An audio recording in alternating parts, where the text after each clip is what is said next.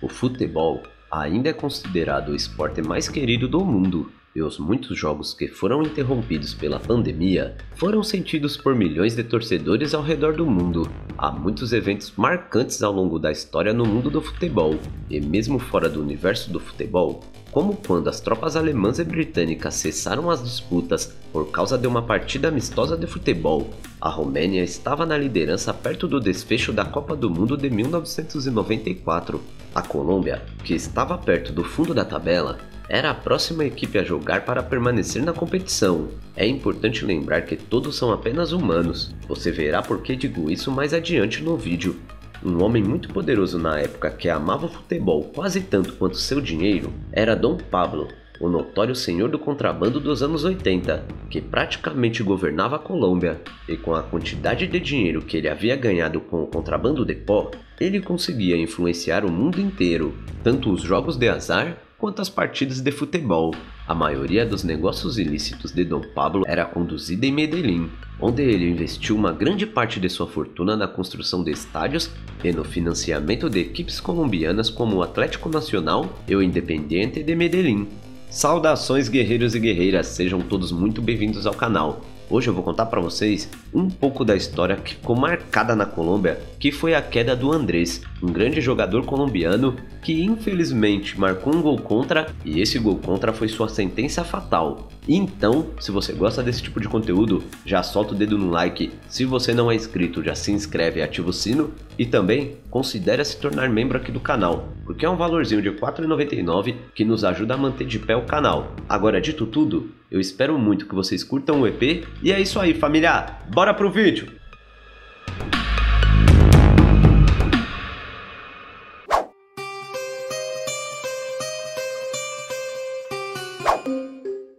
O time líder da Colômbia nunca foi esquecido, mas a participação da equipe dos Estados Unidos nessa Copa se tornou ainda mais crucial devido à animosidade que os colombianos têm em relação aos estadunidenses. Andrés, o capitão da seleção colombiana de futebol masculino, marcou um gol contra a própria equipe contra os Estados Unidos em 22 de junho de 1994. Andrés era conhecido por ser uma pessoa calma, séria e disciplinada fora de campo. A Colômbia foi eliminada da competição após perder o jogo por 2-1.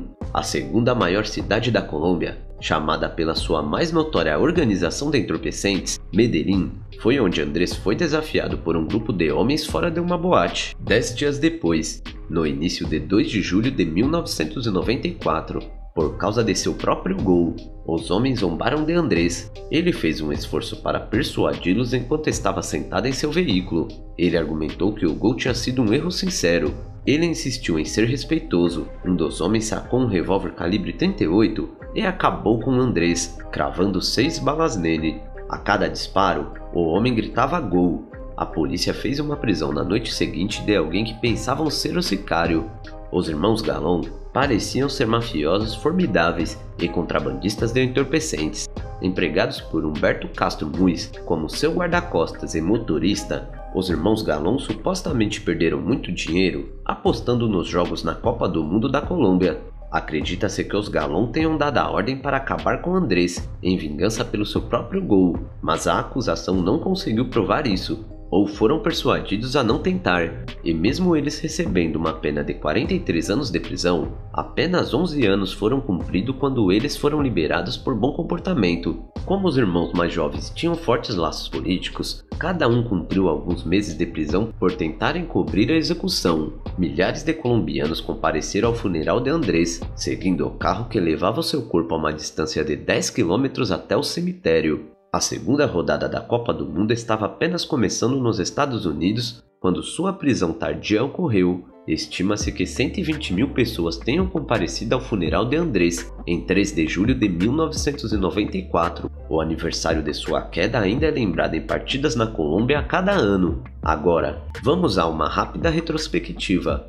Ele nasceu em Medellín, Colômbia, em 1967. Seu pai, Dario, era bancário, o que significava que a família tinha uma condição financeira confortável. A maioria dos jogadores de futebol na Colômbia, como a maioria dos bons jogadores do mundo, vinham de bairros pobres, mas essa não era a situação de Andrés. Ele frequentou escolas particulares e escolas católicas. Todas as manhãs, antes da escola, ele ia à missa com sua mãe. Ele era devotamente religioso, um aluno disciplinado e sério em relação aos estudos, mas após as aulas, sua atenção estava totalmente voltada para o futebol. Ele era talentoso. Em 1985, foi selecionado para o programa de jovens do Clube Medellín, o Atlético Nacional, um dos maiores clubes da Colômbia. Ele subiu para o time principal, bem no ano em que completou 20 anos. No ano seguinte, foi convocado pela primeira vez para a seleção nacional colombiana. A queda de Andrés do lado de fora daquela boate foi recebida com indignação em todo o país e no mundo em 4 de julho de 1994. Os fãs na Copa do Mundo, durante a partida entre Holanda e Irlanda, exibiram uma faixa que dizia: "Andrés, a Colômbia nunca te esquecerá." A vida de Andrés contrasta com a vida de Pablo, o chefe da organização de Medellín mais poderoso da Colômbia durante os anos 80 e início dos anos 90. Esta foi uma época em que as organizações colombianas mais ou menos governavam o país e a nação estava cada vez mais do lado deles. Andrés e Pablo não tinham nenhuma relação, eles apenas compartilhavam o mesmo sobrenome. Apesar de não estarem conectados, estavam vinculados. Pablo, um grande fã de futebol, financiava efetivamente o Nacional na década de 1980, o que tornava Andrés, de fato, seu funcionário. O futebol era um esporte em que muitos capos colombianos frequentavam, tanto para fins recreativos quanto para lavagem de dinheiro.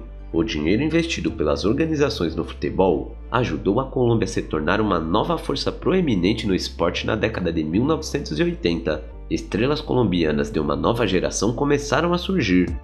Andrés estava entre os jogadores mais queridos, mas havia outros, como o carismático Carlos Valderrama e o extravagante René Higuita. Esses jogadores puderam permanecer na Colômbia e jogar juntos graças ao melhor treinamento, instalações, campos, treinadores e salários. Eles se destacaram muito em 1989, quando o time de Andrés, o Atlético Nacional, conquistou a Copa Libertadores. Além disso, era meio que esperado que os jogadores se tornassem amigos dos capos líderes das organizações. Algumas informações mencionam que os principais talentos do país eram levados à propriedade de Dom Pablo. Lá, organizavam partidas de futebol privadas para os mais altos funcionários da organização. Eles eram efetivamente usados como peões no sistema, enquanto a Colômbia mergulhava em uma disputa civil entre a organização e o governo, bem como entre as próprias organizações. Em 1994, aos 24 anos, Andrés era um dos atletas mais queridos da Colômbia. Quando a Copa do Mundo masculina de 1994 começa nos Estados Unidos,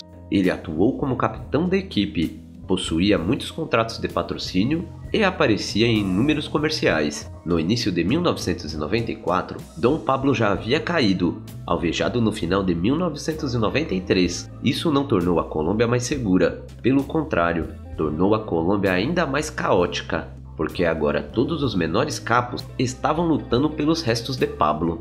A imagem internacional da Colômbia estava mais ou menos arruinada. Era chamada de a capital das quedas, dos atentados, dos raptos e do medo profundo. Isso causava muita angústia em Andrés. Ele se preocupava com seu país. Ele era uma pessoa muito ponderada. Todos concordavam com isso. Tranquilo e ponderado, ele refletia sobre a relação entre o futebol e a vida. Ele queria que o futebol mostrasse às pessoas uma maneira melhor de viver. Um de seus amigos, o jornalista diplomata César, disse que Andrés via o futebol como uma escola de vida para ensinar valores e tolerância. Andrés diria mais tarde em uma entrevista que temos apenas duas opções: ou permitimos que a raiva nos paralise e a violência continue, ou superamos e fazemos o nosso melhor para ajudar os outros. E essa era a escolha de Andrés. A nação estava passando por um inferno, mas a seleção nacional estava em ótima forma. Nos anos que antecedem 1994, eles derrotaram praticamente todos. Venceram a seleção do nosso país, assim como também a Argentina por 5-0, em uma partida de qualificação para a Copa do Mundo. realizada em Buenos Aires. Os jogadores foram ovacionados de pé pelos deslumbrantes fãs argentinos. Os donos da casa foram ovacionados de pé pelos deslumbrantes fãs argentinos, porém não deu para os argentinos, e a torcida ficou no chororô. Pelé uma vez foi perguntado sobre quem ele gostava no torneio, e ele mesmo disse: Colômbia. O sucesso e o pesadelo em Bogotá, aliados à antecipação, eram intensos, as expectativas eram altas. As pessoas realmente achavam que a Colômbia tinha uma chance legítima de vencer a Copa do Mundo. Os pais de Andrés voaram para os Estados Unidos para assistir o filho no torneio, e então a equipe pousou na Califórnia, e as coisas simplesmente não iam bem. Em 18 de junho, tiveram uma partida terrível contra a Romênia no Grupo A. Perderam por 3-1, na frente de quase 92 mil pessoas no Rose Bowl. E agora o verdadeiro pesadelo começava. Os jogadores começaram a ser ameaçados. Os jogadores chegaram a receber mensagens transmitidas nas TVs do quarto do hotel. A mensagem dizia que se o treinador escalasse o meio-campista Gabriel Gomes na partida seguinte, toda a equipe seria dada de baixa. E os jogadores estavam mega preocupados com suas famílias na Colômbia. Apenas alguns meses antes, o filho bebê de um dos colegas de defesa de Andrés havia sido raptado em Medellín. Agora, as pessoas sussurraram que os poderosos líderes das organizações estavam perdendo dinheiro apostando na equipe colombiana. Amigos de Andrés diziam: parecia haver uma espécie de mão obscura, muito insatisfeita com o desempenho da equipe. Os efeitos posteriores fizeram o futebol colombiano regredir por décadas. A Colômbia se classificou para a Copa do Mundo de 1998, mas foi novamente eliminada na fase de grupos. Eles perderiam as próximas Copas do Mundo seguintes. Em 2011, o país caiu para sua pior classificação na FIFA, 54º lugar. Mas a maré virou para os colombianos na Copa de 2014, quando a equipe se classificou pela primeira vez em 16 anos e fez a corrida mais profunda do país até o momento pelo título. A equipe de 2014 dominou a fase de grupos e derrotou o Uruguai nas oitavas de final por 2-0, mas, como na Copa do Mundo de 1994, eles foram eliminados, sendo nosso país o anfitrião dessa vez. Apesar da eliminação, a seleção colombiana foi recebida por dezenas de milhares de colombianos em Bogotá, e restaurando o orgulho da nação. Parecia que a tragédia de 1994 serviu como uma lição aprendida até a Copa do Mundo de 2018, quando o meio-campista Carlos Sanches recebeu ameaças após a derrota de sua equipe contra o Japão na Copa do Mundo de 2018, o que levou as autoridades colombianas a abrir uma investigação. Sanches foi expulso logo no início da partida, por receber um cartão vermelho e causar um pênalti. As ameaças contra Sanches serviram como um lembrete arrepiante da queda de Andrés, e isso levou ao irmão de Andrés, Santiago, a se manifestar. Em entrevista ele disse: "Meu irmão nunca recebeu ameaças, apenas acabaram com ele a tiros de forma covarde." Santiago disse mais: "O fato de pessoas ainda poderem dizer essas coisas em sites ou redes sociais, e até mesmo ameaçá-lo, mostra que ainda nada melhorou desde a queda de Andrés." Por fim, com essa nota angustiante, chegamos ao final desse episódio.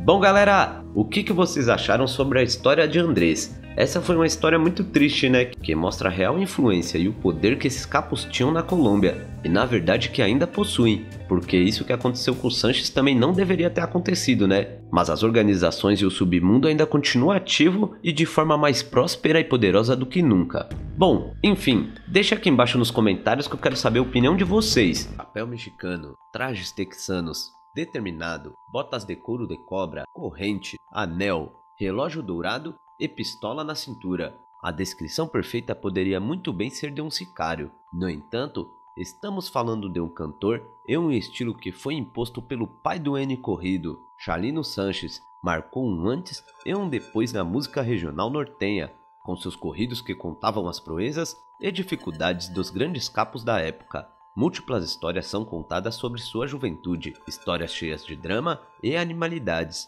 que marcaram uma vida digna de um filme. Sua música se espalhou aos poucos graças ao boca a boca da Califórnia, Culiacán e depois por todo o México. Após um show em 16 de maio de 1992, o encontrariam caído. A partir daquele dia, a vida de Chalino Sanches terminava, mas nascia a lenda do Rei do Corrido.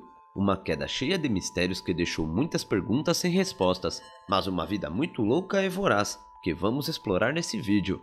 Saudações guerreiros e guerreiras, sejam todos muito bem-vindos ao canal. Hoje eu vou contar para vocês um pouco mais a respeito da vida do Chalino Sanches, que foi o grande padrinho dos corridos. Então se você gosta desse tipo de conteúdo, já se inscreve, ativa o sino e também deixa o like, porque isso faz com que o YouTube recomende o nosso canal para mais pessoas e faz com que o nosso canal cresça cada vez mais. Considera também deixar um valeuzinho, que a partir de R$2 você já contribui com o crescimento daqui do canal. Então, agora sim, dito tudo, bora pro vídeo, família!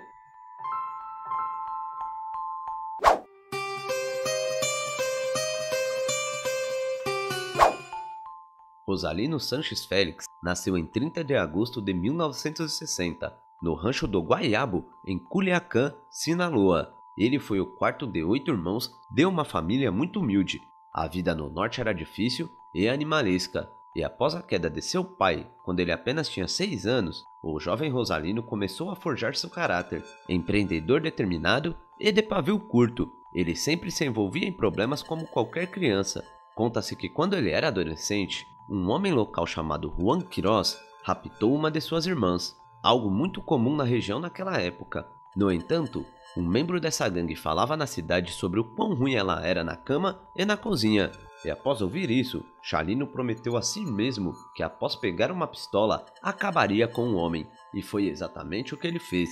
Após tudo isso, já no final dos anos 70, ele cruzou ilegalmente a fronteira e encontrou trabalho nos campos do sul da Califórnia, mas era um sujeito rústico e logo estava trabalhando como um poleiro, termo usado para coiote, ajudando na travessia de imigrantes ilegais pela fronteira. Crescendo ao lado de seu irmão mais velho, Armando, os irmãos Sanches eram procurados em Culiacán por dívidas de honra no sul dos Estados Unidos. Ele pensava em seu futuro, mas a música ainda estava em segundo plano, até que em 1984, seu querido Armando foi dado de baixa em um quarto de hotel.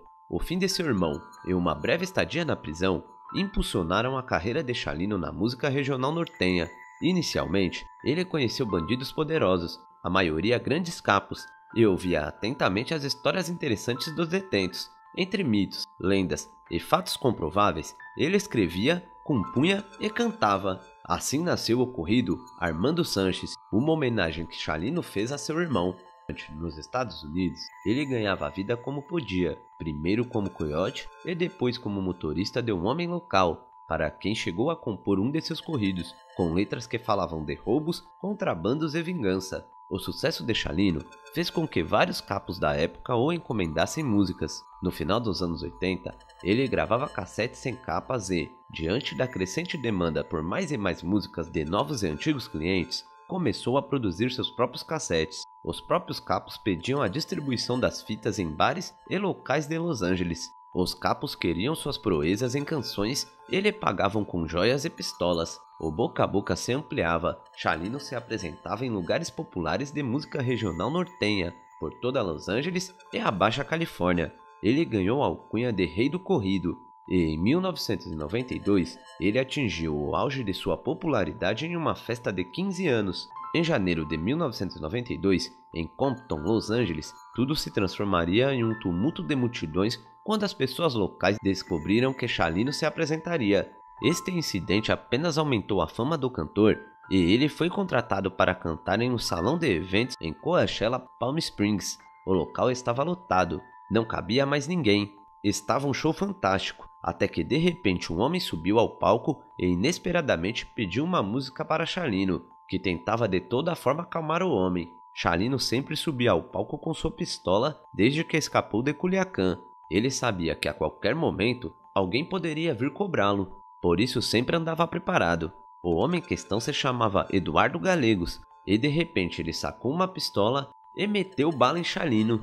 O cantor repeliu o ataque e uma troca de balas se iniciou no local. As letras de suas músicas estavam acontecendo naquele momento, e assim como suas músicas, ele mostrou que não apenas cantava sobre capos e homens de coragem, mas ele também era um homem de coragem. Imaginem a cena, o público estava desesperado e corria por todos os lados, porém a pistola de Chalino engasgou e ele levou 2 balas no pulmão. Galegos disparou mais de 12 vezes, mas não conseguiu acertá-lo novamente.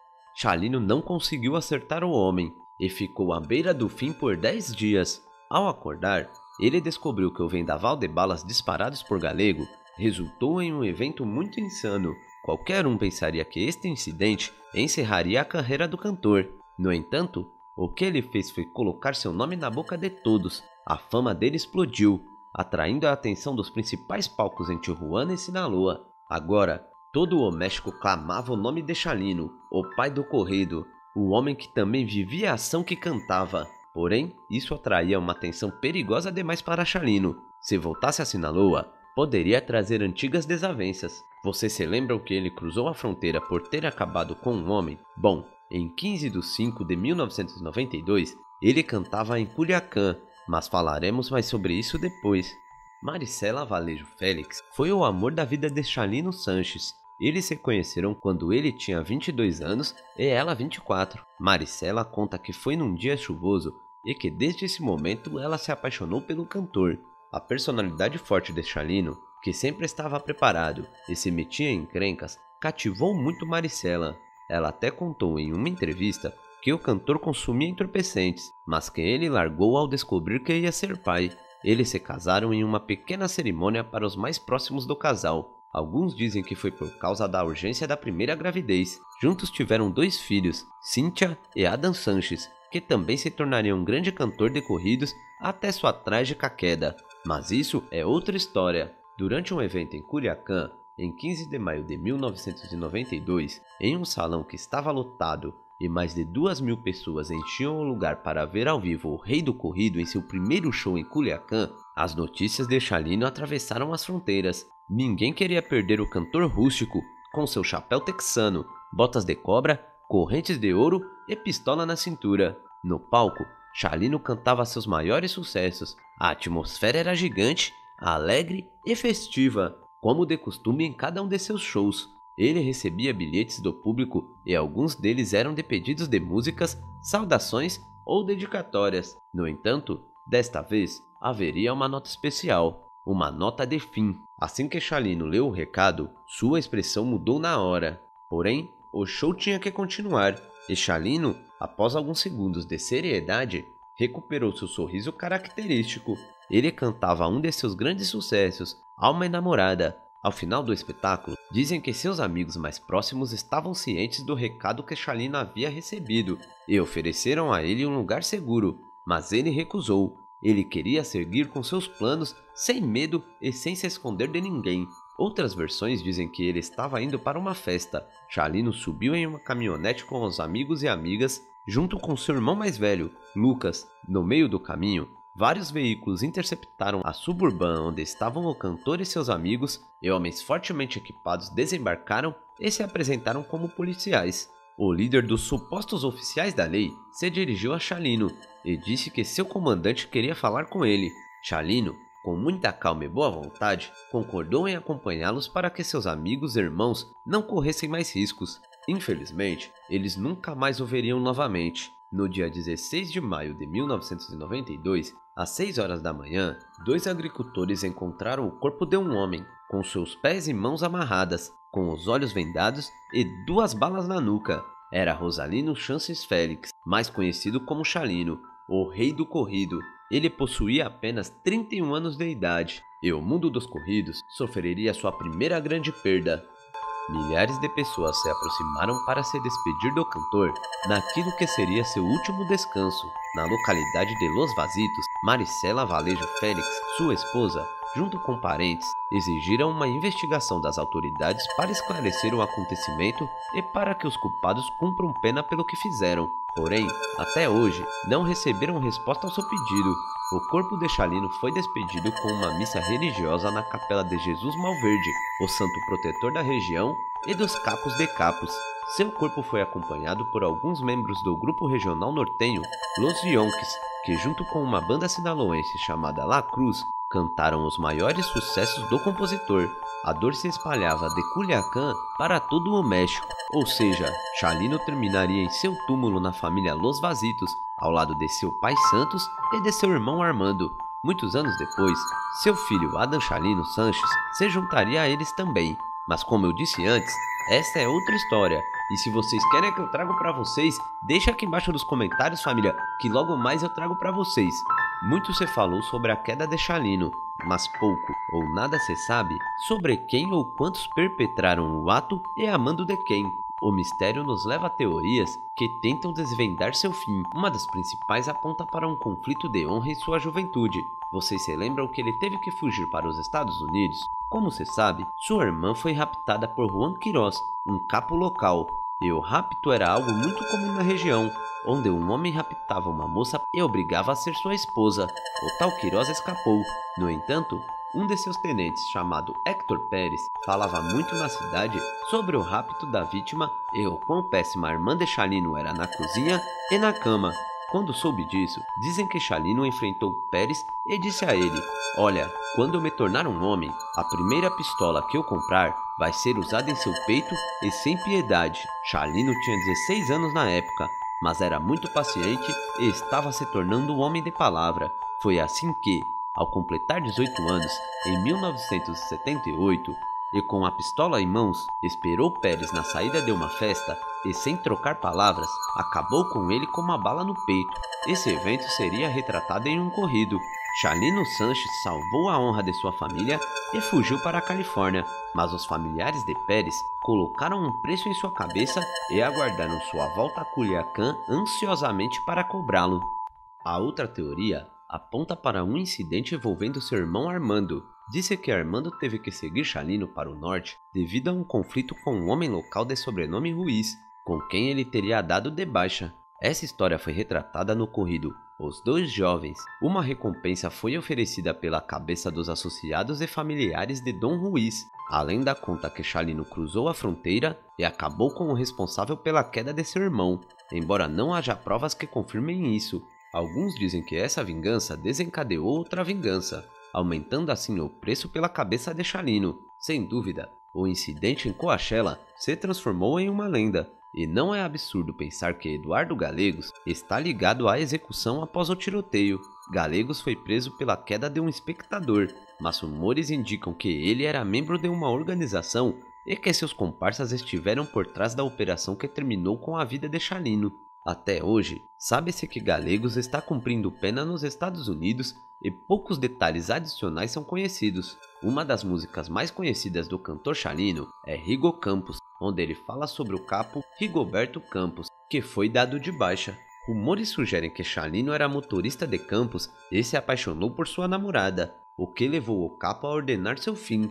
No entanto, na mesma música, é revelado que o capo faleceu. Porém, a queda de Rigoberto foi dada por outro capo. Algumas fontes indicam que poderia ter sido um outro capo rival da região de Sinaloa, planejando usar a queda de Chalino para enviar uma mensagem aos capos da área. Também se especula bastante que poderia ter sido uma vingança dos familiares de Pérez. Os corridos possuem um estilo estabelecido e reconhecível, e ganharam aceitação e popularidade em todo o México graças à figura de Chalino, que até mesmo ditou a moda desse gênero musical com suas calças jeans, botas, casacos típicos do norte, chapéu texano, correntes de ouro e sem esquecer da pistola na cintura. A peculiaridade de cantar sobre homens fortes, corajosos e galanteadores, com histórias envolventes e às vezes criminosas, também reservava algumas canções para falar de sujeitos sensíveis, apaixonados pela vida e não apenas nas letras. Chalino deixou sua marca nos corridos, com seu timbre de voz peculiar. Hoje, é reconhecido por muitos grupos, chegando até mesmo a ser elogiado pelo famoso titio Snoopy, Snoop Dogg. Sua música impulsionou um gênero que estava apenas engatinhando, mas sua queda o alterou para sempre. A relação dos artistas com seus patrocinadores, porque embora em suas músicas falassem e cantassem sobre as aventuras do contrabando, também contavam as grandes disputas entre os adversários, narrando histórias de homens corajosos e destemidos. Por fim, Chalino foi o primeiro de uma longa lista de músicos que perderam a vida devido ao poder do contrabando, às vezes por abordar temas que desagradam as pessoas erradas, outras vezes por enviar uma mensagem a uma organização rival. Embora sua carreira tenha sido breve e ele tenha desfrutado do maior sucesso apenas por alguns meses em 1992, ao partir, Chalino deixou marcado seu legado no mundo dos corridos. influenciador falecido sempre tenha desejado entrar para o mundo do contrabando, a própria avó do pirata de Culiacán assegura que nem ela, nem ninguém da família de Juan Luis receberam parte dos lucros que supostamente o jovem tinha obtido com seu conteúdo nas redes. Atualmente, o túmulo do influenciador que insultou o Mencho está totalmente largado e abandonado. Salve família! Se você acompanha e gosta do meu trabalho, eu preciso muito da ajuda de vocês. Dá um pulo lá no Apoia-se e se torne um de nossos investigadores daqui do canal. E para os apoiadores do canal, vão ter diversos brindes para vocês, meus amigos. Então, se você quer que esse conteúdo continue rolando, dá um pulo lá no Apoia-se e se torne um de nossos investigadores daqui do canal. Valeu, família! É o Xanito de Culiacán. A história do Xanito de Culiacán voltou a ser notícia depois que um vídeo de um menor segurando um fuzil, no qual ele ameaçou acabar com Nemésio Zeguera, líder do CJNG, veio à tona. O Xanito ficou conhecido nas redes sociais por também advertir o capo mexicano, embora tenha se arrependido de suas palavras pouco tempo depois. O influenciador repetiu as palavras de Juan Luis Lagunas, o pirata de Culiacán, aparecendo com equipamentos bélicos de alto calibre, acompanhado de um menor encapuzado e também preparado. O Xanito se vangloriou de seu poder no vídeo que circula desde 2018. Pouco depois, ao lembrar do destino e encarar a realidade que seu companheiro enfrentou, ele gravou outro vídeo se desculpando com Mencho. Após essa gravação, o Xanito não foi mais visto protagonizando conteúdos no cyberespaço, levando à especulação de que ele teria tido o mesmo fim do pirata de Culiacán. No entanto, recentemente, o canal oficial do YouTube de Margarito Music revelou o paradeiro de Xanito. De acordo com um dos apresentadores do canal Margarito, o youtuber está em um centro de reabilitação em Culiacán, Sinaloa. Supostamente, é por isso que ele não tem postado mais vídeos. Ele optou por deixar o vício buscando ajuda profissional, está bem e com boa saúde. Ele está se recuperando. Talvez Xanito tenha atingido o fundo do poço e decidido mudar de vida. Jesus Gregório Villanueva, mais conhecido como R5, Jesus Gregório Villanueva Rodrigues, mesmo após 6 anos de sua queda, parece ter se transformado em um mito que transcende o tempo. O R5, líder máximo do grupo de sicários conhecido como Gente Nova, foi mencionado em um vídeo alarmante no qual um menor segura um fuzil de alto calibre e ameaça acabar com Nemésio Zeguera. Gente Nova era um braço armado da organização de Sinaloa, anteriormente controlada por Joaquim Guzmán. O menor fala de dentro de uma caminhonete e afirma estar protegido por Jesus Rodrigues. Ele foi executado aos 33 anos por um comando em uma emboscada em Hermosillo, Sonora, onde ele cresceu.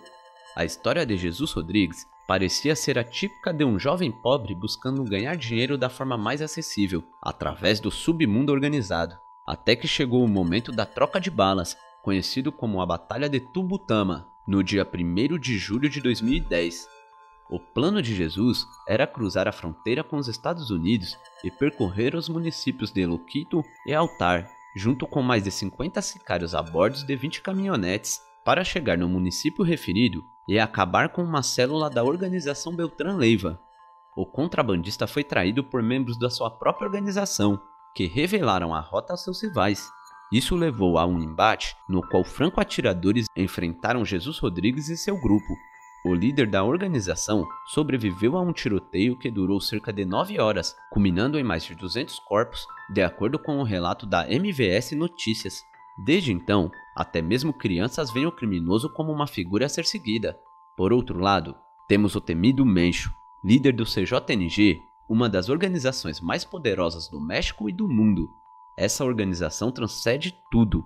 Em 2011, deu-se origem ao que agora é considerado uma das maiores organizações de distribuição de entorpecentes sintéticos do mundo. Seus primeiros registros públicos datam de meados de 2006 e 2007. Naquela época, eles atendiam pelo nome de Los Emizetas e era o braço armado da organização de Sinaloa. Mencho era um dos membros. A batalha travada pelo governo de Felipe Calderón contra o crime organizado enfraqueceu as estruturas das organizações mais poderosas do país, como Sinaloa, Zetas e Beltrán Leiva, contribuindo para a independência da organização de Mencho em 2010. No ano seguinte, seus membros se apresentaram em vídeos, fotos e faixas como a organização CJNG. Esse grupo opera em pelo menos 24 dos 32 estados do México. Com uma presença significativa em Jalisco, Nayarit e Baixa Califórnia, onde se aliou e absorveu a organização de Tijuana, os lendários membros da família Arellano Félix, rival histórica da organização de Sinaloa, bem como também em muitos outros estados do México. Atualmente, é o capo de capos mais procurado pela DEA e pela FGR desde 2018. Segundo a DEA, Nemésio Zeguera acumula uma fortuna de mais de $1 bilhão, informação que foi divulgada em 2019. O governo estadunidense ofereceu uma recompensa de $10 milhões por informações que levem ao paradeiro do capo. Considerando que ele anda fortemente equipado e perigoso, ele está entre os mais procurados pelo governo estadunidense. Dados da DEA indicam que o CJNG se consolidou como o grupo mais poderoso do México durante o governo de Enrique Peña Neto, que durou de 2012 a 2018, período que incluiu a captura de Joaquim Guzmán, que era até então o líder máximo de Sinaloa. Fontes também revelam que em 2014, apenas 3 anos após sua fundação, as operações do CJNG já haviam se expandido para os Estados Unidos, Canadá, Ásia e Europa. Nemésio era um dos alvos prioritários do governo anterior, e embora o governo de Andrés Manuel López Obrador tenha afirmado publicamente que sua estratégia não é apenas prender capos de alto perfil, mas também de alguma forma enfraquecê-los. Diferentemente de outros chefes do contrabando que ostentam riqueza e luxos, Mencho leva uma vida modesta para manter um perfil discreto e evitar sua detecção. Bom, e esse foi mais um vídeo do canal, família. Compartilhe a sua opinião aqui embaixo nos comentários que eu quero saber de vocês. O que vocês acham que se passava na cabeça desses caras para meterem esse louco em cima do Mencho? Bom, deixa aqui embaixo nos comentários que eu quero saber a opinião de vocês. Não esquece de se inscrever e ativar o sino para ficar por dentro de todas as novidades. Deixa seu like porque isso ajuda a gente muito. E é isso aí, guerreiros e guerreiras. Até a próxima!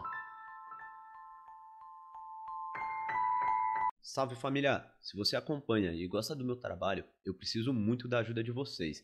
Dá um pulo lá no Apoia-se e se torne um de nossos investigadores daqui do canal. E para os apoiadores do canal, vão ter diversos brindes para vocês, meus amigos. Então, se você quer que esse conteúdo continue rolando, dá um pulo lá no Apoia-se e se torne um de nossos investigadores daqui do canal. Valeu, família!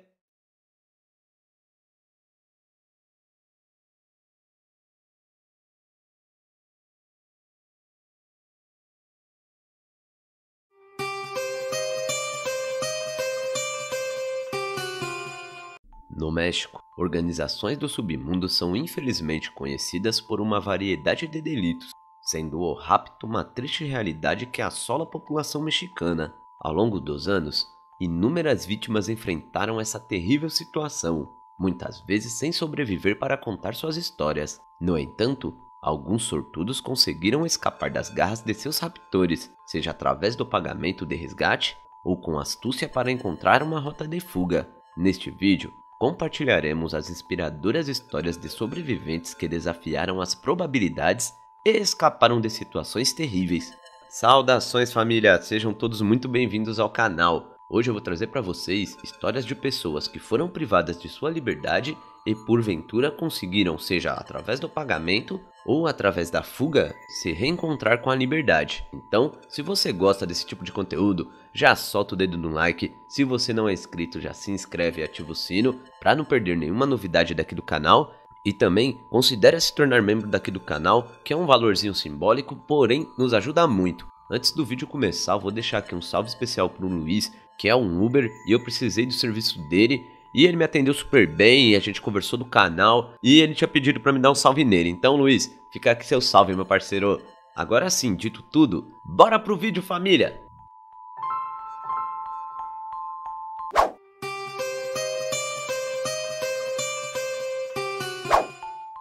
Luiz Fred Lala Puma. Em 25 de agosto de 2010, Luiz Fred, de 18 anos, chegou a um posto de controle do exército na fronteira entre o México e os Estados Unidos. O equatoriano informou às autoridades que tinha sido raptado por um grupo do submundo organizado, junto com outros imigrantes que cruzavam o território nacional para chegar aos Estados Unidos. Luiz Fred e um companheiro conseguiram escapar. Os demais foram dados de baixa. Eram 72 pessoas no município de San Fernando. Esse caso é um dos mais emblemáticos envolvendo o contrabando no México, e 10 anos após o ocorrido, é também um lembrete da impunidade no país e da negligência do Estado na garantia dos direitos humanos. Em 2013, dentro do território mexicano, o Alto Comissariado das Nações Unidas para os Direitos Humanos enviou ao México o relator especial sobre execuções extrajudiciais, sumárias ou arbitrárias.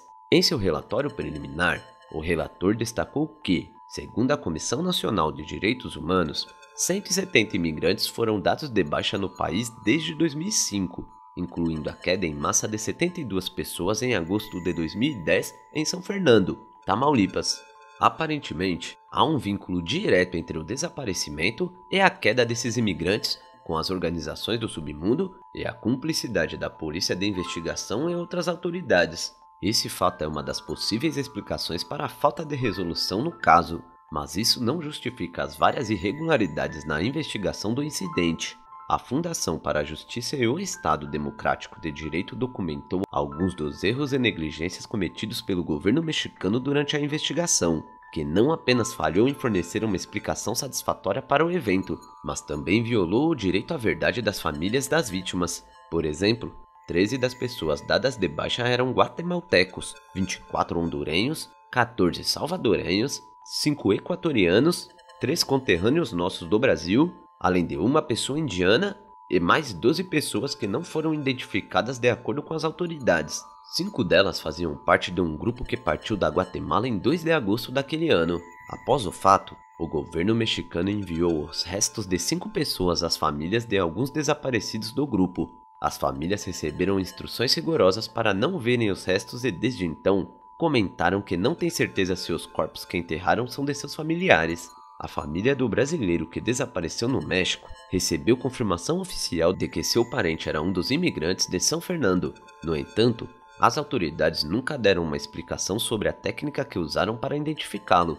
Quando os brasileiros viram os restos que receberam, não conseguiram reconhecer seu familiar e não sabem se o corpo que enterraram é realmente dele. A maioria das identificações de restos no México carrega a mesma incerteza. O relatório oficial dos eventos assegura que a Organização Z é responsável por essa ação, juntamente com outras na área. Nos últimos 10 anos, centenas de covas clandestinas revelaram corpos não identificados. As autoridades presumem que o grupo criminal desencadeou uma demonstração de animalidade para consolidar seu controle na área. A mensagem estaria direcionada a outras organizações e apoiadores que desobedecem às leis de acesso impostas pelo Z. De acordo com um artigo sociológico de Amarela Varela Huerta, doutora pela Universidade de Barcelona, o uso de corpos de imigrantes como meio de enviar uma mensagem vai além das noções simples de domínio. Além disso, é uma forma de regularizar o fluxo migratório pelo país. Em um contexto de conclusão entre o governo e o grupo criminoso, essa hipótese significaria o domínio da necropolítica, ou seja, o controle populacional e territorial a partir da queda de pessoas. A Fundação para a Justiça e o Estado Democrático de Direito convocou a população a exigir justiça pelo fato em seu 10º aniversário. Em sua petição aberta, ela demanda que a administração do presidente López Obrador e a Procuradoria-Geral da República retomem as investigações do caso. O apelo visa encontrar os responsáveis, mas também obter uma resolução justa para os familiares das vítimas, que têm vivido na incerteza sobre o destino de seus entes queridos por uma década.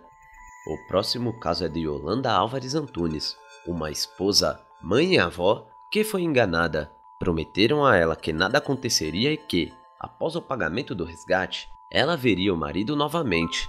Yolanda Álvares Antunes, uma mãe de 5 filhos e avó de 13 netos, não viu outra opção. Por volta das 10h30 da noite, ela e seu cunhado dirigiram-se a um vilarejo na região montanhosa do estado de Guerreiro, no sul do México. 2 caminhonetes cheias de homens armados bloquearam o caminho deles.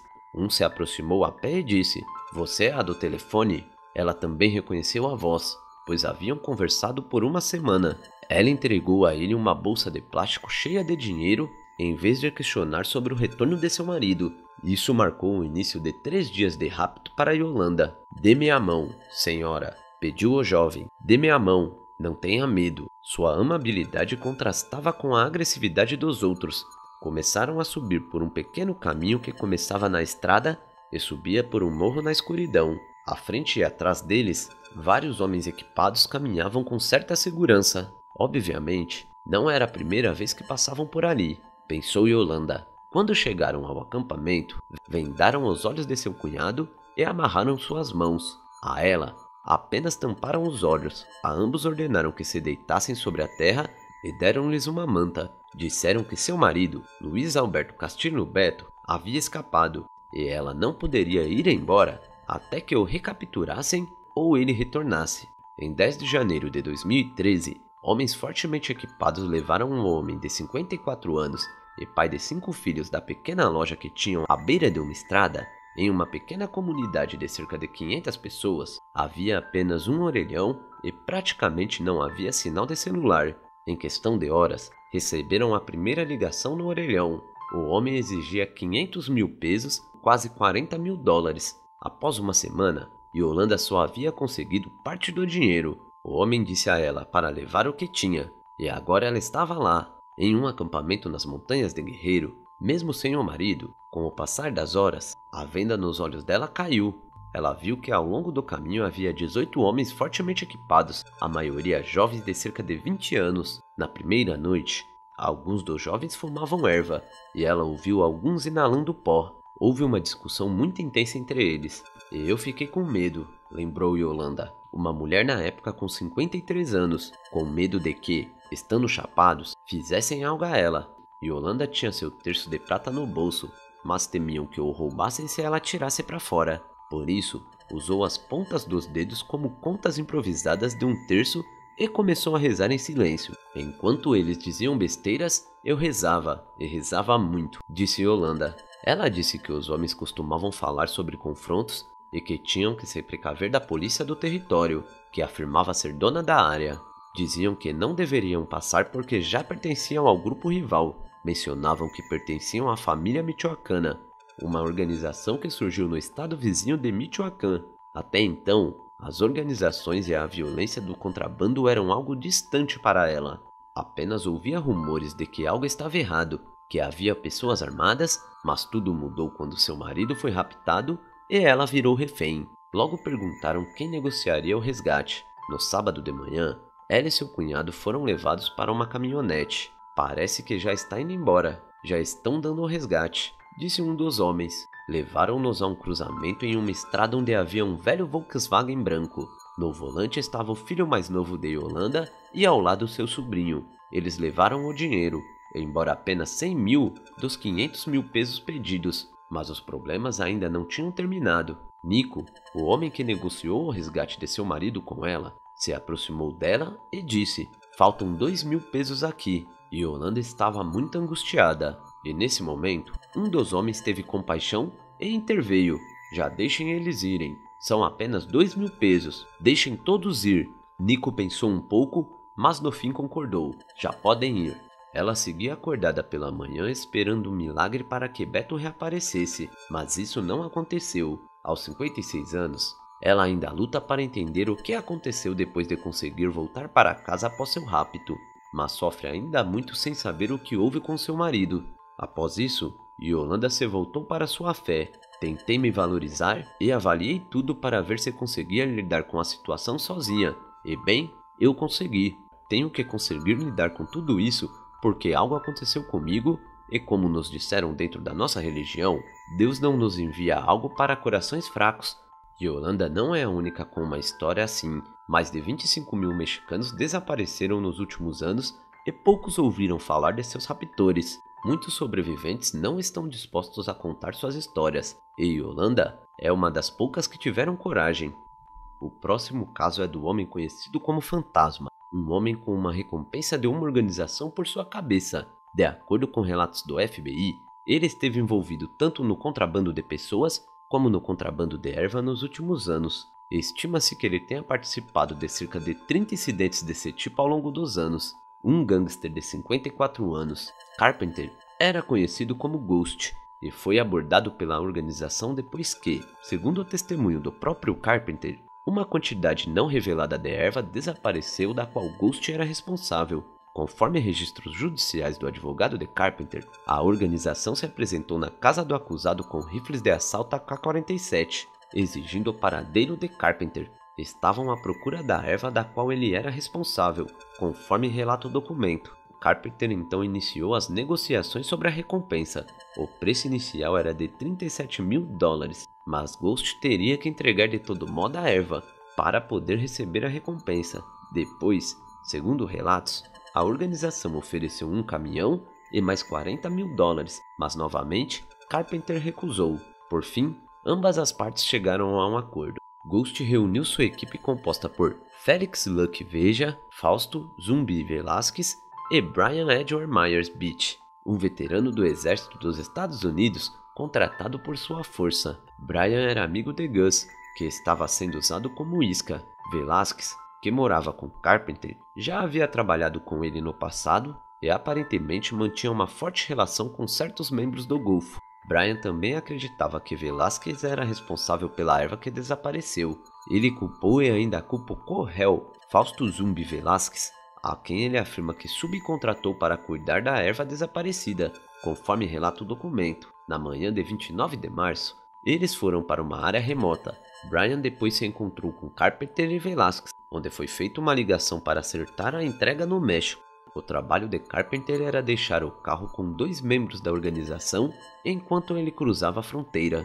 Logo após isso, os membros da organização fizeram Carpenter cruzar a fronteira a pé enquanto se livravam do veículo. Pouco depois, agentes do FBI o detiveram, mesmo Ghost dizendo que a organização havia deixado-o numa situação de vida ou morte. Os procuradores federais acreditam que foi a sua ganância que impulsionou o complô do grupo. Ghost até admitiu isso em uma de suas entrevistas iniciais. Ele foi condenado a 14 anos de prisão. Brian se declarou culpado de seu papel secundário na operação. E Veja foi condenada a 11 anos de prisão. Velasquez também foi considerado culpado e sentenciado também a 11 anos de prisão. E chegamos ao nosso último caso. Todas as noites, há 5 anos, César limpa o esterco que gruda em seu único par de tênis. Ele trabalha em um estábulo cuidando de vacas e bezerros, mas não recebe salário. O dono dos animais o paga com o leite que ele ordenha, e posteriormente a isso, César o vende de porta em porta. O que ele ganha com essa venda? $5 por dia. É suficiente apenas para ele comer. Este homem, que não forneceu seu sobrenome por medo de represálias das organizações, lamenta que o destino tenha decidido seu nascimento em Progresso, Honduras, uma aldeia com ruas sem pavimentação ou saneamento, e que nem mesmo tem nome. Nasci pobre, nem para comer tínhamos, e 50 anos depois, continuo sendo pobre e assim morrerei, provavelmente sem ter algo próprio, diz César. Sua aldeia é um berço de imigrantes que buscam uma sorte melhor no caminho para o norte. César tentou há 2 anos, quando quis se reunir com um irmão que mora 2 décadas em Jacksonville, Flórida. Isso quase lhe custou a vida. Eram 4 horas da manhã do dia 20 de setembro de 2019, quando César pegou uma mochila e uma muda de roupa, se despediu de sua esposa e saiu para encontrar com o coiote, que o atravessaria pelo México para chegar aos Estados Unidos. César lhe entregou seu carro como pagamento inicial. Para quitar os primeiros $2.300 de sua dívida, se conseguisse cruzar, ele se comprometeu a pagar o restante do dinheiro, $5.500. Os coiotes da região deles cobram entre $6 a $8.000, afirmou César. No México, em Chiapas, embarcaram no trem conhecido como a Besta, rumo ao norte. Em Puebla, os agentes do Instituto Nacional de Imigração detiveram alguns de seus colegas. A partir desse momento, ele viajou sozinho, atravessou o estado de Nuevo León e chegou a Reynosa, em Tamaulipas, onde foi raptado. Na estação de ônibus, alguns jovens indicaram que nos posicionássemos, colocando aqueles com guia de um lado e os que estavam sozinhos em outro. Os solitários foram levados para uma van turística e levados a uma casa segura em Reynosa, lembra César. César ficou raptado por 3 semanas junto com outros 20 imigrantes em uma casa controlada pelo Z, a organização a qual pertenciam os raptores. Conforme lhe disseram desde o início, ele já conhecia a reputação da organização. Pensei dia após dia, instante após instante desde que cheguei ao local, que o Z iriam acabar comigo porque não tinham coração nem alma. O tom ameaçador dos criminosos confirmou seus medos. Se seu irmão quiser vê-lo vivo, terá que pagar, disseram a ele.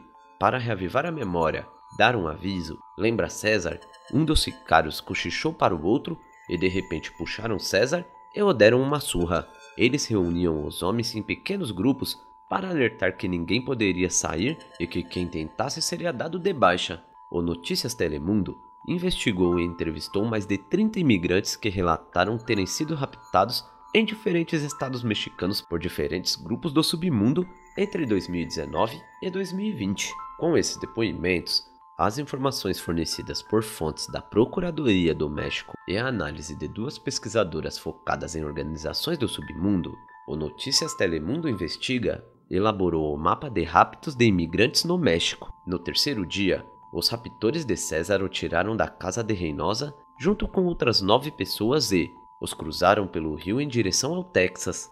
Cruzar foi muito fácil, lembra César. Nos colocaram em lanchas muito bonitas, pareciam de luxo, e nos cruzaram. Absolutamente ninguém nos parou ou disse algo. Parecia que tudo estava muito bem organizado conosco. Havia 5 homens fortemente armados que nos vigiavam. Já no Texas, eles nos transferiram para uma fazenda próxima, onde outras 50 pessoas estavam sendo mantidas como reféns. O grupo fortemente equipado os alertava sobre o perigo que corriam se não cooperassem. E se suas famílias não pagassem o resgate de $5.000 que era exigido, eles não teriam seus entes de volta. César lembra que eles trancavam as crianças para interrogá-las e ameaçá-las. Queriam obter informações e saber quais famílias os aguardavam nos Estados Unidos. Era uma maneira de confirmar que seus pais não estavam mentindo. As mulheres choravam e gritavam para os homens armados, questionando por que estavam levando seus filhos. Se querem saber algo, perguntem a mim, gritavam. Depois, a criança vinha chorando e, dentro de sua inocência e medo, dizia aos criminosos tudo o que queriam saber. Lembrava César. Se os raptores descobrissem que a informação era falsa, eles davam uma boa surra nelas. Uma noite, quando apagaram as luzes da fazenda para que os imigrantes dormissem, César escapou pela janela do banheiro. Ninguém mais teve coragem para acompanhá-lo. Do lado de fora, vários homens armados guardavam a casa. César teve sorte quando caiu da janela da segunda casa de segurança, onde mantinham o retido. Ele correu sem parar por 20 minutos até encontrar uma patrulha fronteiriça, que o deteve e o levaram para um centro de imigração, onde permaneceu por 2 meses, até ser deportado de avião para Honduras, e retornou derrotado, sem ilusões e ainda com muito medo. Ele tinha muito claro o rosto dos raptores em sua mente, e sempre lembrava de todas as suas falas. Por fim, César retornou à sua aldeia natal em Progresso, onde espera juntar dinheiro suficiente para pagar um outro coiote e tentar ir para os Estados Unidos novamente, não se importando com o risco de ser raptado novamente ou de ser dado de baixa em sua jornada pelo México. Bom galera, esse foi mais um episódio daqui do canal. O que vocês acharam dessas histórias? Infelizmente isso acontece muito mesmo, né? A gente já viu diversos casos, tanto de brasileiros como de pessoas de outros países, né? Que passam por uma situação bem sinistra, que às vezes nem voltam para casa e nem chegam no destino, né? No tão sonhado destino. E as organizações se aproveitam, faturam muito porque cobram muito caro e ainda assim não fazem seu trampo. E tudo isso acaba gerando uma onda de tristeza e pesar nas famílias muito grande, né? Enfim, eu quero que vocês deixem aqui o que vocês pensam sobre isso e também qual das histórias foi mais interessante para vocês. Bom, deixa aqui embaixo nos comentários que eu quero saber. E você que ficou comigo até agora, se inscreve aí se não é inscrito e deixa seu like, que é para ajudar a gente aqui no canal. E também já ativa o sininho para ficar por dentro de todo o conteúdo e considere se tornar membro para dar um apoio maior ainda ao canal. Então, se você pode ter condição, se torne membro ou também deixe um valeuzinho que a partir de R$2 você já nos ajuda muito. Eu quero deixar aqui meus agradecimentos a todos que ficaram comigo até agora. E é isso aí, família! Até a próxima!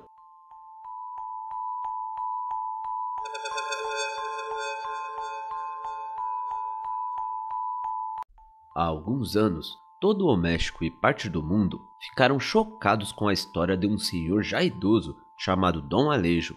E sim, hoje vamos explorar a proeza realizada por este homem, o que é totalmente diferente do que costumo abordar nesse canal, onde geralmente conta a história de personagens infames, e hoje farei o contrário, mas a história de Dom Alejo, sem dúvida, merece um espaço aqui. Esta é a história de um homem de 77 anos que enfrentou completamente sozinho a organização mexicana mais voraz da época, em uma disputa na qual não apenas balas foram disparadas, mas também balas de rifles e até granadas foram lançadas, criando uma cena digna de filme, onde Dom Alejo mostrou ao mundo quem é que mandava.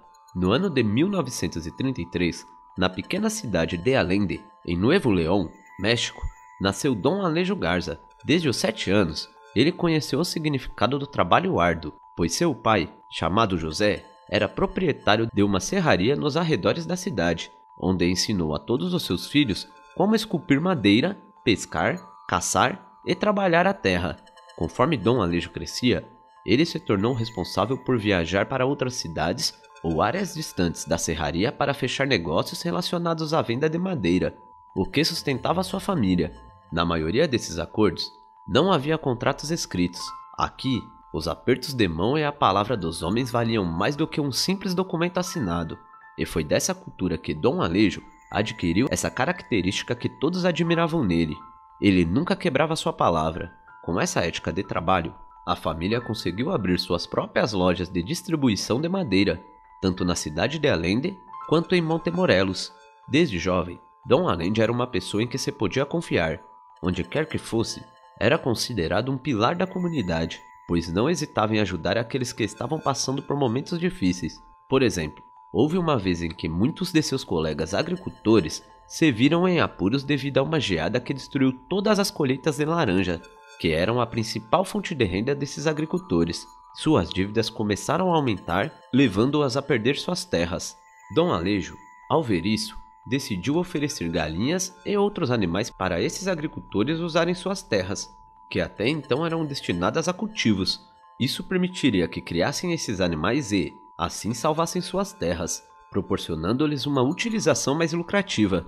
No momento de lazer, Dom Alejo gostava de pescar e caçar. Como seus negócios estavam indo bem, ele decidiu criar o primeiro clube de caça e pesca de Allende.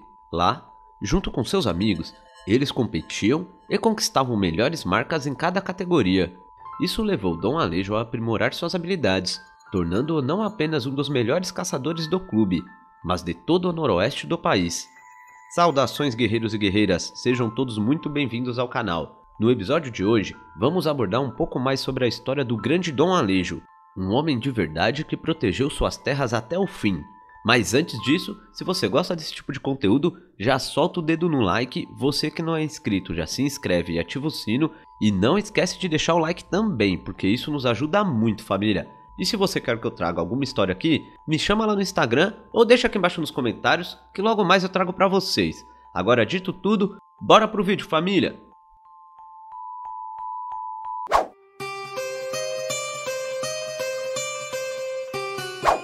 Após algum tempo, já com dinheiro e experiência suficientes, Dom Alejo decidiu adquirir uma extensão de terra situada a 15 quilômetros da cidade Victoria, em Tamaulipas, onde ele teria seu primeiro rancho próprio, o qual batizou de São José em homenagem a seu pai.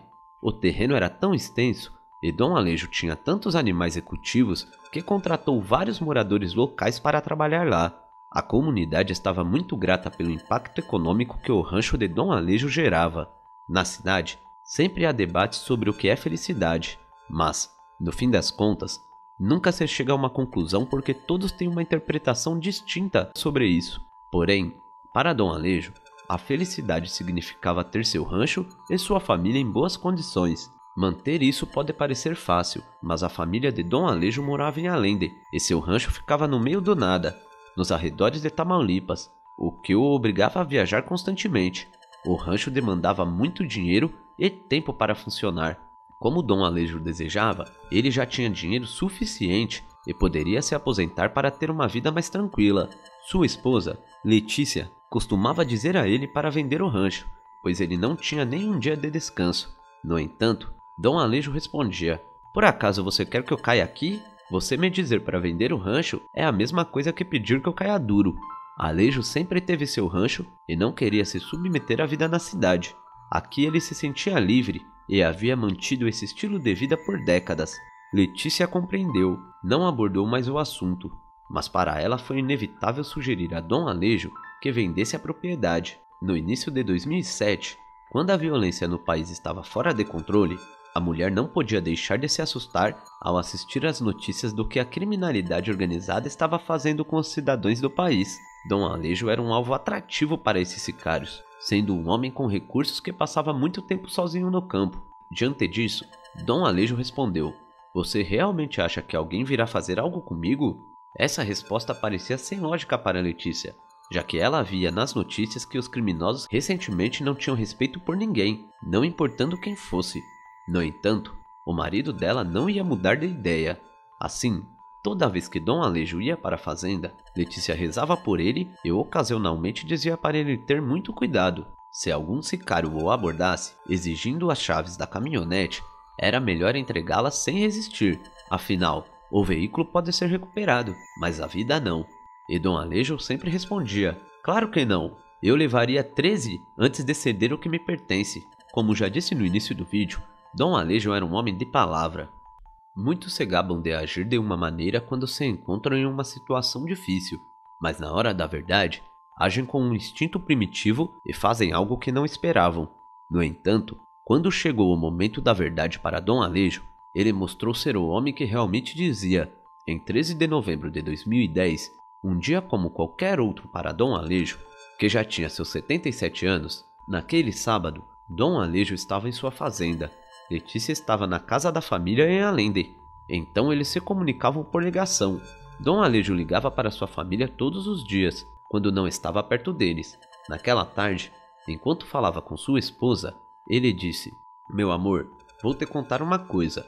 Te amo muito. Todos sabiam o quão importante a família era para Dom Alejo, mas para sua esposa, ela percebeu que esse te amo muito veio do fundo do coração dele. Ela também disse que o amava muito, e Dom Alejo respondeu pedindo para ela, por favor, quando as filhas voltassem para casa, pedir a elas para ligarem para ele. Naquela noite, Dom Alejo conseguiu falar com suas filhas por telefone. Depois, ele se despediu de sua esposa dizendo: você sabe, meu amor, amanhã eu te ligo. Conversamos cedo. Infelizmente, essa ligação nunca pôde ser feita. Dom Alejo optou por não contar nada do que realmente estava acontecendo para não preocupar sua família. Isso porque, na manhã daquele sábado, enquanto Dom Alejo estava em sua fazenda, foi contatado por vários membros da infame organização Z, e eles não tinham boas notícias. Os Z haviam decidido que a fazenda de Dom Alejo era perfeita para suas operações do submundo. Ela tinha uma localização ideal como laboratório e esconderijo, e os Z eram conhecidos por ser uma organização perigosa e insana do México, ou pelo menos foram os primeiros a levar a insanidade a outro patamar. Desde esse primeiro contato, Dom Alejo foi intimado, exigindo que ele deixasse a fazenda em apenas 24 horas, pois, uma vez que o tempo acabasse, a fazenda São José, assim chamada em homenagem ao pai de Dom Alejo, seria propriedade do Z. Tamaulipas já não era mais o pacífico campo amado por Dom Alejo. A região estava infestada de sicários, e o que estavam fazendo com ele já haviam feito em vários ranchos próximos. No entanto, Dom Alejo, sabendo do que esses homens eram capazes, respondeu: eu não lhes darei nada.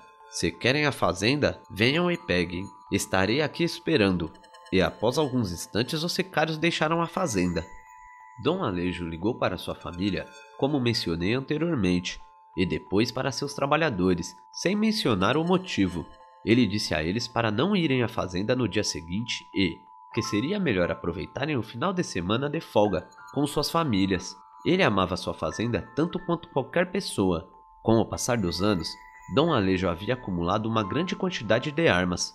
Esta equipe não era militar, mas sim de caça esportiva, o que o deixavam em desvantagem, mas suas habilidades compensariam essa falta, para obter melhor mobilidade. No momento do confronto, Dom Alejo colocou um rifle com munição em cada porta e janela para ter um equipamento em cada ponto de disparo. É surpreendente que, com apenas 24 horas de preparação, alguém esteja tão determinado a se defender de uma ameaça tão grande. Uma vez que Dom Alejo ligou para sua família, não restava mais nada a fazer senão esperar, hora após hora, pela chegada dos sicários. E enfim o dia chegou. Era 14 de novembro de 2010. Os sicários, suspeitos de serem pelo menos 10, chegaram pontualmente após 24 horas à fazenda de Dom Alejo. Como disse, esses homens estavam acostumados a intimidar qualquer civil que cruzasse seu caminho, mas Dom Alejo era feito de uma fibra diferente. Quando os sicários pararam suas caminhonetes em frente à casa principal da fazenda, um deles disparou para o ar para marcar território e assustar quem quer que tenha ousado ignorar o aviso para sair da propriedade. No entanto, Isso teve um efeito contrário ao que eles tinham em mente. Esses tiros foram o sinal perfeito para que Dom Alejo pegasse um de seus equipamentos e atingissem 2 membros da organização. Ambos os homens caíram instantaneamente, e a bala começou a comer. Os membros da organização Z não podiam acreditar. Eles pegaram seus equipamentos de forma desorganizada e assumiram suas posições. Eles dispararam na direção da janela onde Dom Alejo estava. Os sicários estavam confiantes de que os equipamentos que tinham eram tão potentes que atravessariam as paredes, o que era verdade, e por isso acharam que iriam destruir tudo. Dom Alejo já não estava mais perto da janela.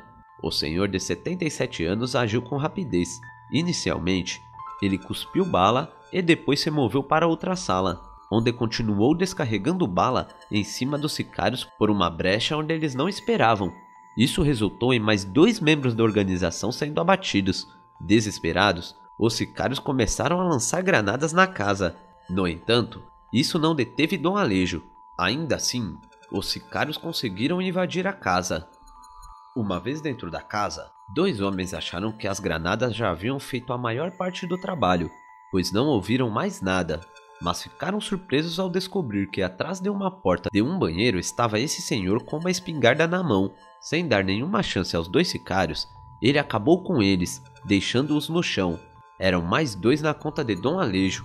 Nem nos piores sonhos, esses sicários acreditavam que isso pudesse acontecer em apenas 5 minutos, o que na verdade devia ser uma eternidade para um confronto desse calibre.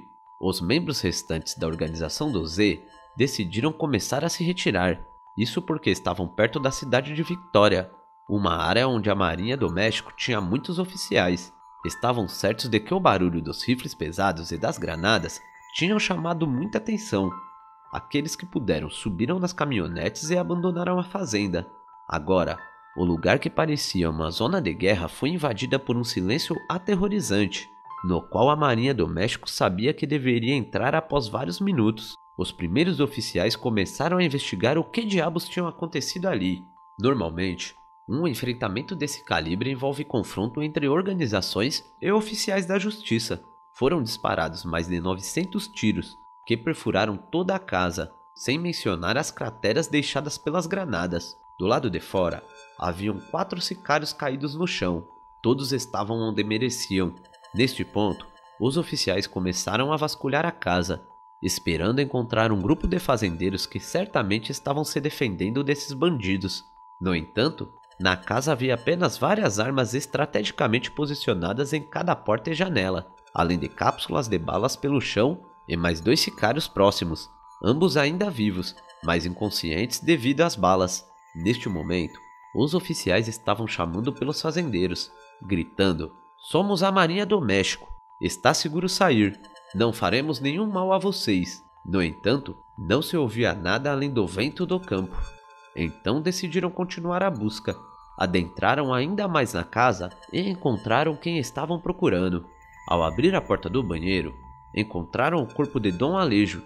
O combate tinha sido muito intenso. Na verdade, ao ver o estado da casa, é surpreendente que esse senhor tenha tido mobilidade suficiente para receber apenas 2 balas. No final das contas, o que acabou com Dom Alejo foram os estilhaços das granadas. Ele lutou até o fim, e esses ferimentos não o tiraram imediatamente.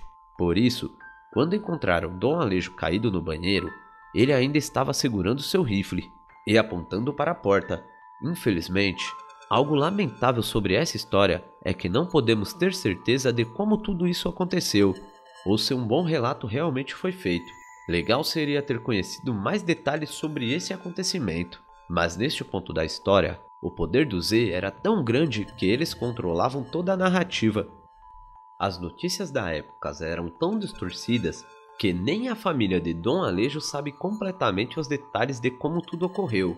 Levou quase uma semana para que a mídia pudesse contar a toda a nação a história de Dom Alejo Garza, uma história que não foi varrida para debaixo do tapete, como muitas histórias relacionadas às organizações do submundo no México. Isso porque Dom Alejo fez o que muitos sonham em fazer, e também não se pode culpá-los por não fazê-lo no México, onde o submundo organizado e oficiais corruptos têm oprimido trabalhadores por décadas, tirando suas casas, carros ou, em muitos casos, a própria vida. Essa gente diz o que você deve fazer e, como cidadão comum, você tem tudo a perder. Mas Dom Alejo não deixou que pisoteassem em sua vida, defendeu sua propriedade e derrotou o Z. Nenhuma outra organização tomou controle de sua fazenda, e por isso eles exerceram tanta pressão para que a notícia não fosse divulgada. Isso porque eles não queriam que o povo soubesse. E sim, é possível que nenhuma organização seja invencível, que se mais pessoas fossem como Dom Alejo, eles pensariam 2 vezes antes de mirar em qualquer inocente. No entanto, há 2 coisas que deixam um sentimento desagradável. Uma delas é que, apesar de toda a evidência e da grande cobertura midiática do caso, não houve qualquer investigação policial para prender os envolvidos e não temos informações sobre a situação dos 2 homens que foram encontrados inconscientes. Não existe nenhum relato, o que provavelmente indica que Dom Alejo conseguiu a liberdade para o seu rancho. Em 2013, um curta-metragem independente foi produzido. Por fim, quando chegou a hora, Dom Alejo não hesitou em levar consigo os sicários que queriam tomar-lhe a fazenda que ele tanto amava. Ele preferia a queda a ver seu segundo lar, um lugar que o fez tão feliz, se tornar um centro de operações de um infame grupo do submundo. Para Dom Alejo, não havia despedida melhor do que demonstrar ao mundo seus princípios inabaláveis. Ouvir essa história em particular me faz refletir sobre como é viver essa luta entre o submundo e os cidadãos de bem. Bom, se vocês querem que eu traga um vídeo com as histórias do Z, eu peço que vocês deixem aqui embaixo nos comentários. Eu preciso muito do apoio de vocês, então galera, se vocês podem apoiar o canal, apoiem o vídeo, já tá liberado aqui pro canal, valeu, né, que você pode ajudar a partir de R$2, então isso daí também ajuda muito. Se você gostou do vídeo e você pode ajudar, e considera também se tornar membro do canal ou um de nossos padrinhos, isso vai ajudar a gente demais. Eu espero muito que vocês tenham gostado desse episódio. Você que ainda não é inscrito, já se inscreve e ativa o sino. E você que ficou comigo até agora, solta o dedo no like aí, que é para ajudar a fazer com que esse vídeo chegue para mais pessoas. Eu agradeço a todos que ficaram comigo até agora. E é isso aí, família. Até a próxima! Dizem que não existe publicidade ruim, e o que não acaba contigo te faz mais forte. Mas o que eles deixam de fora é que quase acabou com você. Infelizmente, algumas pessoas não entendem essa mensagem até se depararem com o perigo. No auge de sua carreira, Peso Pluma, o músico e cantor mexicano, tinha tudo o que precisava para se tornar uma sensação. Talento, criatividade, popularidade e audácia o levaram até outro patamar, mas infelizmente, ele foi audacioso demais além de sua conta. Este foi o superstar latino que foi intimado pelo CJNG. Atualmente, onde vivemos, estamos vivendo uma era tecnológica onde tudo gira em torno da propaganda e publicidade. É uma tendência que todos seguem, é algo que todos buscam, incluindo as organizações de contrabando. Além de postar vídeos fazendo o que fazem e intimando as pessoas, as organizações anunciavam sua presença em plataformas de mídia social como TikTok, Instagram, YouTube e Twitter. Isso pode parecer um pouco estranho e improvável, mas é um fato real. Mas por que um membro de uma organização do submundo estaria no TikTok? A propaganda das organizações existem há muitos anos, mas antes do século XX, essas organizações do submundo tiveram que aprender a manipular o poder dos meios de comunicação e jornalistas. Mas hoje em dia, é muito fácil publicar informações em plataformas online. Tudo o que você precisa é de um celular. Assim, a nova geração de membros das organizações estão explorando uma forma completamente nova de publicidade. Usando as redes sociais, eles literalmente criaram uma nova ocupação, como criadores de conteúdo do submundo. Por isso, não é mais uma ocorrência estranha encontrar mercadorias de organizações, músicas, vídeos, entre outros.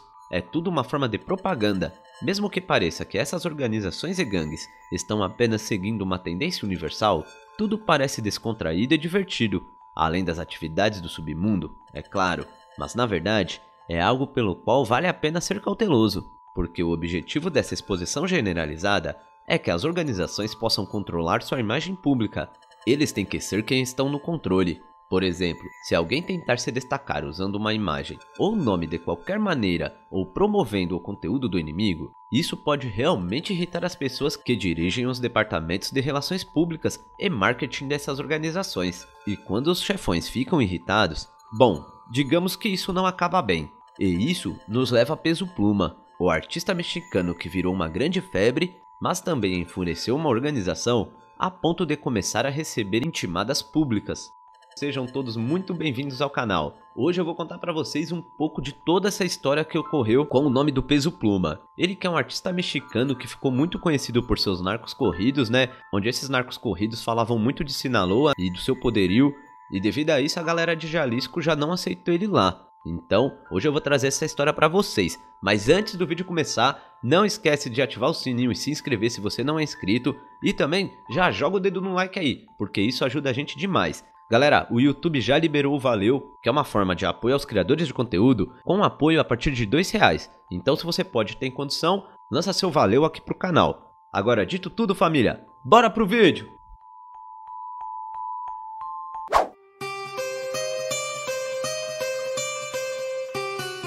Peso Pluma, cujo nome real é Hassan Emílio Leija, nasceu em 15 de junho de 1999 em Jalisco, no México. Quando criança, Pluma possuía um talento musical incrível e constantemente sofria bullying por seus colegas. A música e a composição de canções tornaram-se uma maneira de lidar com isso. Ele começou a aprender a tocar violão aos 15 anos, assistindo a tutoriais no YouTube. A maioria de suas músicas reflete seu estilo direto de composição, capturando o lado vulnerável de uma pessoa. Em 2020, depois de aprimorar seus talentos musicais por vários anos, Pluma se uniu ao seu primo, Alberto Tito Leija Garcia, também conhecido como Tito Double P, como cantor e compositor. Juntos, eles lançaram não um, mas 2 álbuns, marcando um grande marco na jornada artística de Pluma. Pluma não parou por aí, ele lançou seu segundo álbum de estúdio, Efeitos Secundários, e antes disso, ele provocou os fãs com o single Gone Dinero, Vileupero e Local Midas. O cantor de 24 anos conquistou os corações de muitos fãs em pouco tempo e chegou ao topo da indústria musical até meados de 2022. Em sua jornada musical, Pluma lançou o single Por las Noches, em 11 de junho, uma faixa mais lenta sobre uma separação não intencional de alguma forma. Alguns dizem que Pluma poderia ser comparada a uma versão mexicana de Taylor Swift. Posteriormente, Pluma trocou a gravadora para a Plague Records. Para marcar essa transição, ele lançou a faixa sociopolítica Espiral, em 25 de novembro de 2021. Em 2022, Pluma estava emergindo como uma sensação na indústria musical. Por algum motivo, ele desenvolveu uma fascinação pelo tema das organizações e dos capos. Durante esse tempo, o jovem artista colaborou com outro artista, Raul Vega, para criar uma música chamada El Belicón, que serviu como um hino sobre a cultura local do contrabando. Pluma e Vega não apenas trabalharam na música, mas também interpretaram papéis de membros de uma organização de contrabando no clipe. Este vídeo rapidamente ganhou popularidade. Entre os locais, a música atraiu ainda mais atenção, após ser destaque no TikTok e no Instagram. Seu videoclipe acumulou impressionantes 10 milhões de visualizações no YouTube em apenas um mês, e foi adicionado a várias playlists do Spotify, tornando-se assim um sucesso. Foi nesse momento que a controvérsia começou a surgir após o sucesso ter alcançado seus álbuns e singles recentes. Pluma começou a abordar temas relacionados ao submundo organizado de uma forma mais direta, com narco-corridos que faziam referência ao líder de longa data da organização de Sinaloa, o tal Bigodinho Joaquim. Em 15 de agosto de 2022, o cantor se juntou a Luis e Arcan Riques para a música Siempre Pendientes. Essa música se tornou objeto de debate porque parecia glorificar o trabalho do ex-líder de Sinaloa. A letra continha frases como "Com orgulho visto as iniciais JGL no meu peito" e "Cuido da plaza do Sr. Guzmán". Pluma também elogia o ex-líder de Sinaloa em sua música e enfrentou uma forte reação negativa por isso. Joaquim, frequentemente considerado um dos chefes do submundo mais poderosos do mundo, ganhou notoriedade como líder de Sinaloa, uma das organizações mais poderosas e implacáveis do México. Seu império do submundo se estendia por todo o mundo, contrabandeando enormes quantidades de entorpecentes para os Estados Unidos e além, acumulando uma enorme riqueza e exercendo uma considerável influência no submundo criminoso. A sagacidade de Chapo e sua habilidade de evitar a captura por anos lhe renderam uma reputação notória como um mestre em fugas. No entanto, seu reinado no submundo teve uma pausa temporária quando foi capturado pelas autoridades mexicanas em fevereiro de 2014.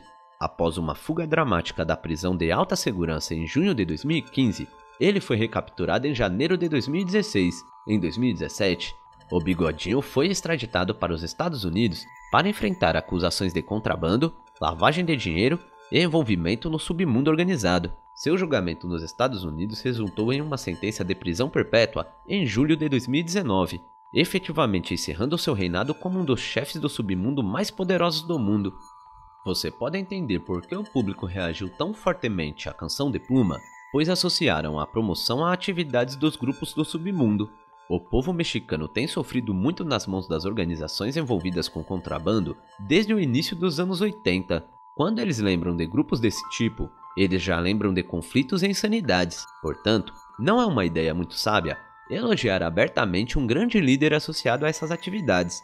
Claro, todos devem ter liberdade de expressão criativa, mas é importante considerar o poder da maioria e como isso afeta cada indivíduo. Foi criado um videoclipe para a canção, na qual Pluma e outros homens aparecem segurando equipamentos bélicos no deserto. A incorporação de atividades do submundo, substâncias ilícitas e equipamentos bélicos em suas canções e videoclipes gerou uma considerável controvérsia entre o público.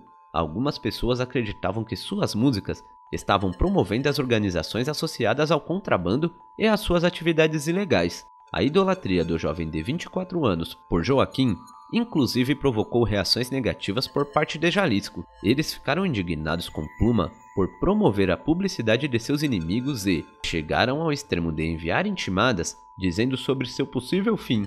O jovem cantor se viu em uma situação indesejável, sendo alvo de uma organização do submundo devido à sua admiração pública por Joaquim.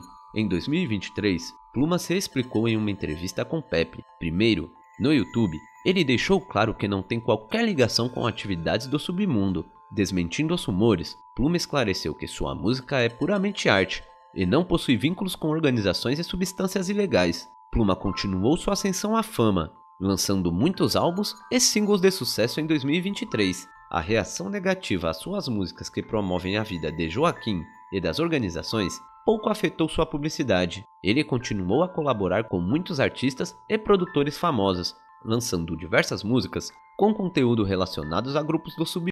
Em janeiro de 2023, o videoclipe de Polvo Ruedas de Cristal foi lançado. É uma canção sobre o cotidiano de um gangster.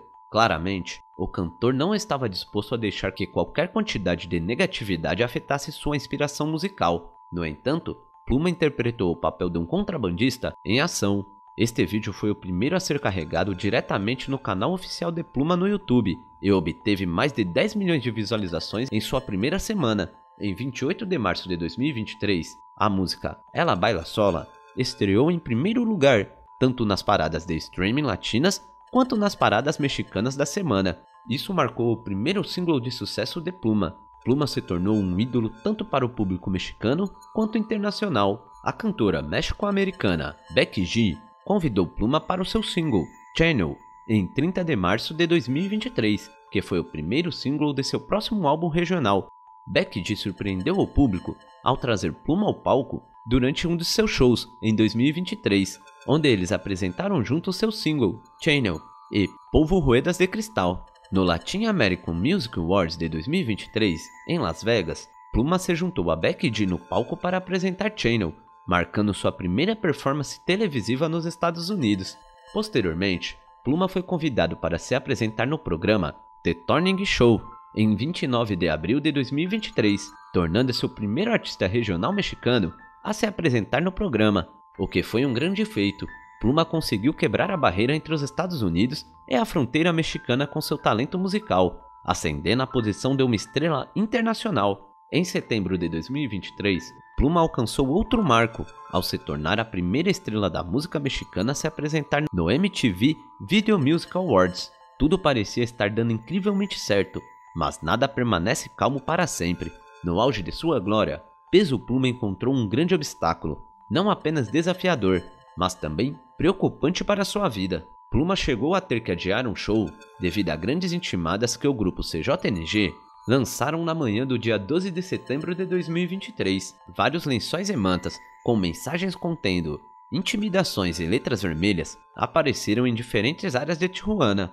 Esses lençóis e mantas de pano estavam cobertas de mensagens intimidadoras pintadas à mão por sicários. As organizações usam essa tática para fazer anúncios públicos, Todas elas foram criadas pelo CJNG, uma das principais organizações de contrabando no México, com o único objetivo de comunicar a Peso Pluma que tinha um show programado para se apresentar na área em 14 de outubro de 2023. As mensagens nos lençóis diziam: "Isso é para você, Peso Pluma. Abstenha-se de aparecer em 14 de outubro, pois se aparecer, será sua última apresentação." Tanto Sinaloa quanto o Jalisco estavam envolvidos em uma disputa feroz em toda a região e em outras partes do México. Acredita-se que Jalisco tenha tomado essa atitude com Pluma porque achavam que ele estava sendo usado como parte de uma estratégia de relações públicas de Sinaloa, e eles não aceitariam isso. É incrível como as rivalidades entre organizações sempre acabam se estendendo aos civis. Pluma se viu em uma situação extremamente perigosa. Até agora, um homem foi detido por estar próximo aos locais onde encontraram as mensagens. É altamente improvável que essa pessoa tenha alguma ligação com as mensagens de advertência deixadas por Jalisco, mas as autoridades insistem que ele foi o responsável. A melhor aposta para essa situação foi Pluma levar a advertência a sério e cancelar seu show, e foi exatamente isso que ele fez. Chega a ser lamentável, mas o cantor praticamente convidou a organização para sua porta ao mencionar a presença delas em suas músicas. Ele não estava fazendo nada ilegal ou promovendo atividades do submundo, não estava envolvido com substâncias ilícitas ou associados a membros de organizações, mas ele promoveu o nome de seu rival, e isso foi suficiente para atrair problemas. Pluma tomou a decisão certa ao levar a advertência da organização a sério, em vez de desafiá-los, porque isso não acabaria bem. 4 grandes mensagens foram colocadas em diferentes áreas, advertindo Pluma a cancelar seu show. Dessa forma, a própria Visa, que vendeu os ingressos do show, garantiu que o compromisso de Pluma será honrado, porém em uma data posterior. Bom, baseando-se nesse aviso da Visa, vamos dar uma volta ao passado e relembrar uma antiga sensação do YouTube que também teve problemas com CJNG. Luiz Lagunas Rosales, também conhecido como Pirata, encontrou sua fama aos 17 anos, um adolescente celebridade conhecido por suas ações imprudentes de beber, festejar e dirigir sob a influência de álcool. Ao contrário de Pluma, o Pirata não escrevia músicas ou criava vídeos sobre capos.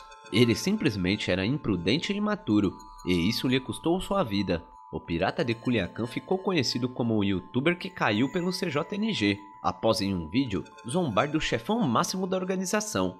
Pouco depois que esse vídeo apareceu na internet, o Pirata foi derrubado pelas mãos de 4 homens enquanto estava em um bar em Guadalajara. Os responsáveis por sua queda nunca foram presos, mas sem dúvida eram sicários a serviço de Jalisco. O Pirata permaneceu como um exemplo para aqueles que se atreviam a desafiar essas organizações do submundo. É uma tragédia que a liberdade de expressão e de opinião não se aplique a certas partes do México. Devido à animalidade interminável das organizações após esse evento, poucas pessoas ousaram desafiar esses grupos. Os fãs de Pluma temem que ele tenha o mesmo destino caso não pare de criar conteúdos relacionados a organizações, mesmo que seja puramente artístico e ele não esteja ofendendo de propósito. No mundo das organizações, se alguém promove as atividades de seus rivais, essa pessoa também é considerada inimiga, portanto, é sábio parar enquanto se está na frente. A melhor atitude é deixar de se associar a qualquer forma de conteúdo relacionado a organizações ou ao submundo.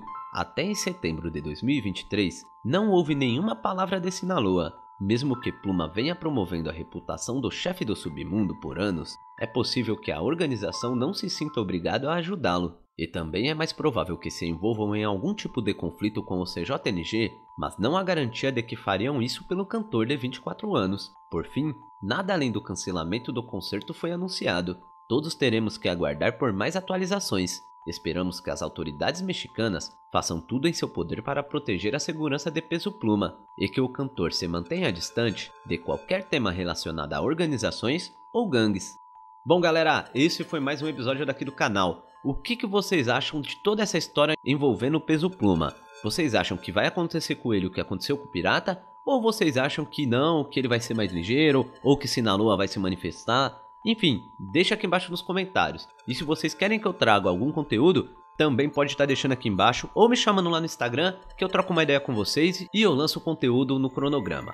Bom, eu agradeço a todos que ficaram até aqui. Se você não se inscreveu, já se inscreve e ativa o sino e também deixa seu like que ajuda muita gente. Eu quero deixar aqui registrado meu forte abraço a todos vocês e é isso aí família, até a próxima!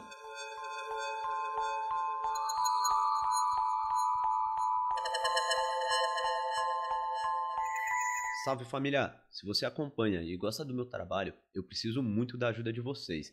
Dá um pulo lá no Apoia-se e se torne um de nossos investigadores daqui do canal. E para os apoiadores do canal, vão ter diversos brindes para vocês, meus amigos. Então, se você quer que esse conteúdo continue rolando, dá um pulo lá no Apoia-se e se torne um de nossos investigadores daqui do canal. Valeu, família!